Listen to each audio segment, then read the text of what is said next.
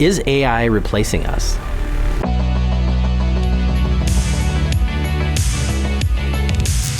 At UNT, my work involves photography and new media with a special interest in digital technologies. There's a lot of concern about artificial intelligence replacing certain parts of the creative field. Generative AI is a machine learning process that's trained on billions of images, and that training model has the ability to generate new synthetic images from its training data. The model has the kind of average of all of the things that it's ever seen, and it's able to generate new images based on those averages. There are some very clear unethical uses of artificial intelligence. I think a really good first example of that would be deepfakes that are trying to fool somebody. Deepfakes are a method where you can face swap the facial information from one person to another. So you can take a pre-recorded video and you can swap it in for somebody who's very famous or reputable to try to trick somebody into thinking that that person who's famous or reputable is saying the things that they're saying when in fact it's just a trick.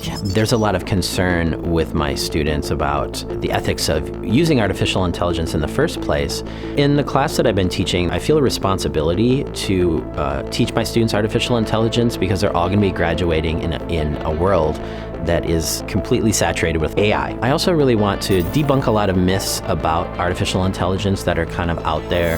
They're just merely a plagiarizing device. They have this massive energy use. AI will completely replace everyone's jobs and then no one will have a job in the future. Try to bring those conversations back down to earth a little bit. My concern is that if people are fearful or skeptical of AI, it's actually preventing them from taking control of the narrative. The general public is so skeptical or fearful of AI that they're afraid to engage in it. We need the general public and citizens like you and I that contributed all of our data unknowingly to also realize that we own this thing and we should all be able to learn it and be able to figure out how to leverage it for ourselves. I think it's really important that we all learn about AI and figure out how to be critical of it, but also own it.